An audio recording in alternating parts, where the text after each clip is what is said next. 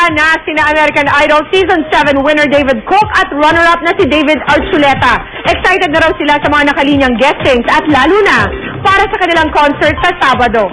Ang chika hatid ni Nelson Castro.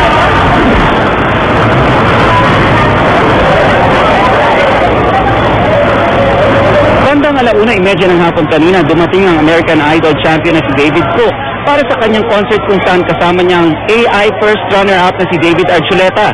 Naging matipid ang salita ni Cook. I'm excited to be here. Paglabas ng eroplano, hinintay lang ang mga bagahe niya at dumiretso na ang singer sa kanyang sasakyan.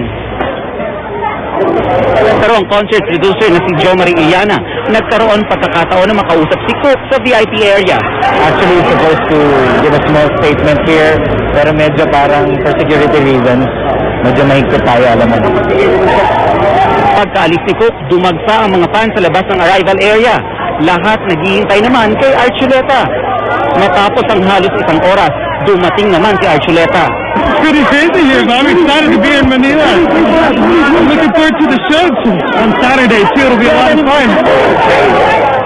Bago umalis si Archuleta, nabanggit itong gusto raw niyang makilala ng personal ng isa sa mga iniidolo niya sa Asia, si Regine Velasquez. Sa Webes, 2 mall shows ang kanilang pupuntahan. May guesting din sila sa mga programang Sis at Itbulaga. At sa Biyernes, live sila sa 24 oras. Nelson Canlas updated sa Showbiz Happening.